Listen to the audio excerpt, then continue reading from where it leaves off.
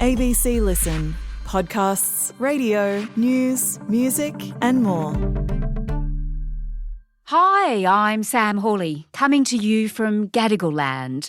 Just a reminder before we get into today's episode, we have a listener survey running at the moment because we want to hear from you about how you're finding the podcast. It's anonymous and quick to fill out, and you can find the link in our show notes or on our website.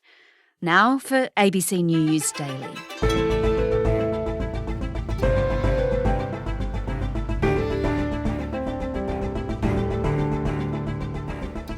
You might have noticed the sales are on again. The Americans may have come up with the Black Friday frenzy, but Australians are embracing it more and more. It's bigger now than the Boxing Day sales.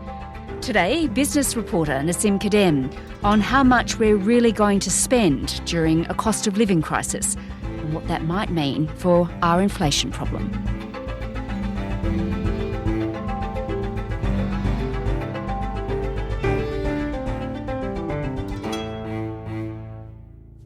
Nassim, we're in a cost of living crisis. Inflation is high and the Reserve Bank is really almost pleading with us to stop spending. But Christmas is coming and this week kicks off the Black Friday sales. Exciting times.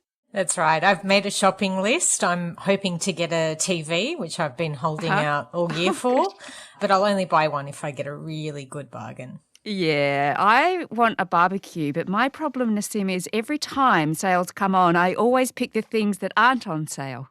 I don't know what it is about me. But anyway, this is a good time for retailers, isn't it?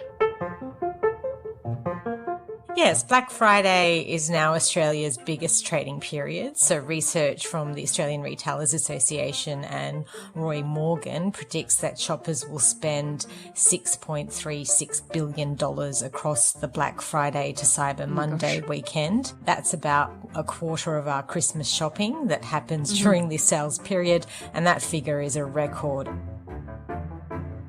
There's also a Finder survey of more than 1,000 people. It found that almost 1 in 3 Aussies are planning to take part in the Black Friday sales. Yeah, all right. Just tell me, how on earth did we get here? Because this is an American tradition. It comes the day after Thanksgiving, so it has huge significance for Americans, but actually not that much for Australians. So why are we even doing this? That's right. Black Friday is the day after American Thanksgiving, a holiday that falls on the fourth Thursday in November. It's long been a huge event in the United States. There's some debate about the day being named Black Friday. It's said to have come from a Wall Street term for a bad overspend, but also it can refer to the fact that it's a day when people skip work for an extra long weekend, or it's when roads were gridlocked in America as they drove home after the holidays. And let's not forget, it's also got a dark side. So shoppers have died among the mania of the sales in years gone by. There's been shootings and stabbings in malls in the US. And people have even been trampled on in the mad rush to get into stores. But anyway, since the 1960s, it's been used to refer to the shopping frenzy the day after Thanksgiving. And black can refer to profits for retailers being in the black. Obviously, in Australia, the terms has some history referring to the 1939 Victorian bushfires, and we've since had Black Saturday and Black Summer, so it's somewhat of an awkward export for us. Yeah, it's not a great name for us. We should think about changing that perhaps. So why, Nassim, are we embracing this so much? We've sort of done this with Halloween too, right? It's this kind of Americanisms that creep in to Australia. So why are we actually embracing it? We seem to love it. Yeah, so it's only come to Australia in the past decade. It was really because of the rise in international online shopping sites. So Australian retailers were seeing US online stores such as Apple holding sales, and they needed to compete locally. And it was really solidified here with the launch of Amazon Australia in 2017. It wasn't always called Black Friday here. Harvey Norman has called it Big Friday in the past. Priceline's called it Pink Friday. But now most retailers advertise Black Friday sales. Yeah, all right. Well, I've been feeling a little under pressure actually at the moment that I need to do my Christmas shopping because everything's on sale, but I actually don't know what I'm meant to be buying yet. So I'm in this kind of, oh my gosh, what should I do?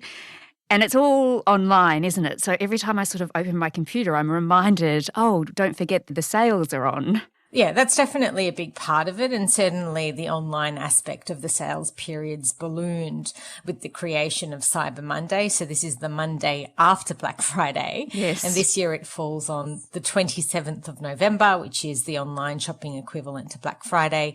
Cyber Monday first came to Australia in 2012 when local online retailers held a click frenzy, and that led to many websites crashing. So just let's go back to that issue of the cost of living crisis, because really with rising interest rates and all those rate rises that we've had, you'd think people would be spending less. So do they really have the money to throw around during these sales? Well, people have been spending less, according to the Commonwealth Bank's Household Spending Index, which fell 1% in October. Australians are cutting back on discretionary spending, such as eating out and airfares. And a survey by Westpac found that 40% of respondents were planning to spend less on Christmas gifts this year. Westpac senior economist Matthew Hassan has tipped it will be a penny pinching Christmas. When we look at the detail, no surprises, it's again the mortgage belt that's looking to pare back spending. I think the thing to bear in mind here is that this planned reduction in Christmas spending is against a backdrop of high inflation. Prices for goods, toys and accessories and so on are up about 8% on a year ago. So to try and trim spending when prices are rising like that is a pretty hard task. And the Australian Retailers Association boss Paul Zahra says the average spend over the holidays will drop. So we're seeing a softening of retail sales generally across the board in discretionary spend, particularly in household goods, clothing, personal accessories. The only category that is performing right now is essentials like food. So shoppers will definitely be focused on how much they're spending and when they spend it. Like you and I, Sam, people have been holding out for a bargain. And despite the tumultuous economic outlook, this Black Friday is expected to be bigger than ever. As I've said, that 6 billion figure is up 3% from last year.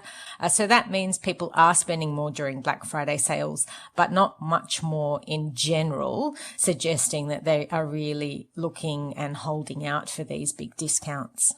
Yeah, all right. What's a lot of money, $6 billion in a pretty short period of time, Nassim.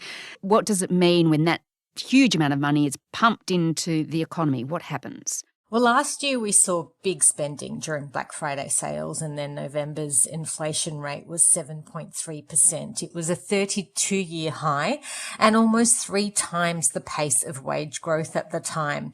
The record rate at the time was driven by the rising cost of transport, home building and food and beverage, but commentators also suggested that last year Black Friday to Cyber Monday sales period broke records because people were trying to get deals before prices went up even more. And that is, the threat of inflation had them spending bigger than ever.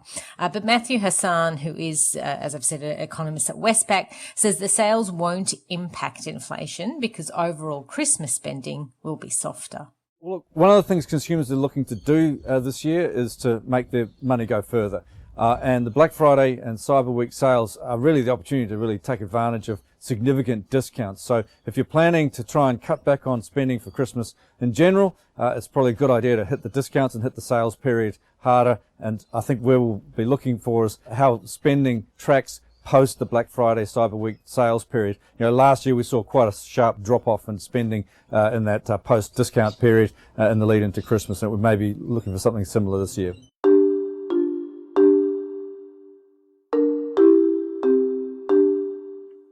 All right, so tell me, Nassim, it's growing into a big thing in Australia now, Black Friday, Cyber Monday. So how important is it for Australian businesses here to actually take part in this? It's become a hugely important period for both big and small retailers. So Boxing Day used to be the premier retail event of the year, but Black Friday's taken over. So local retailers really count on sales during this period more than sales after December 26, although that will still be important to them. That said, there is a tiny portion of retailers around the world who purposely opt out of sales because they say they value loyal repeat customers over bargain shoppers, or because they believe they're taking a stand against what they say is rampant consumerism and its carbon footprint.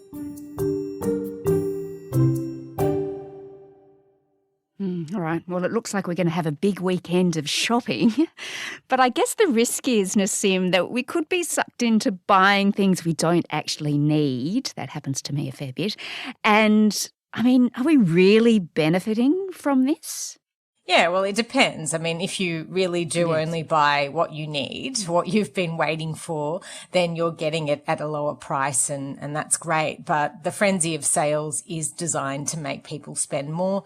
You know, companies exploit this fear of missing out by using specific marketing tactics to pull consumers in, such as setting limitations on stock to make their products appear to be in short supply, having countdown timers stating how many consumers are currently browsing the listing. And if you're paying for shipping anyway, it's really tempting to throw a few extra things in the basket. I actually did this last night when I had to spend over $50 to get a free delivery for some small items I'd purchased. So consumer groups are really urging people to, you know, really compare the deals on offer, which is pretty easy to do online. And shoppers should also really watch out for fake retail websites that take advantage of the frenzy, with the consumer watchdog, the ACCC, warning of a spike in scam websites. Scammers are using what really are pretty good fakes to encourage consumers with too good to be true bargains.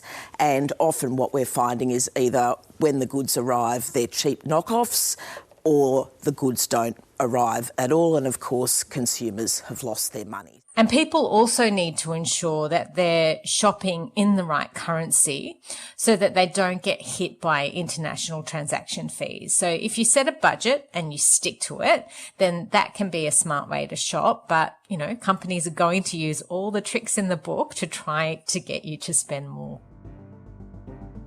Yeah, all right. Well, some good tips there, and I definitely don't need an air fryer, Nassim. I don't need it. But will you be tempted to buy it anyway, Sam? There's the potential for that. Happy shopping, Nassim. And to you.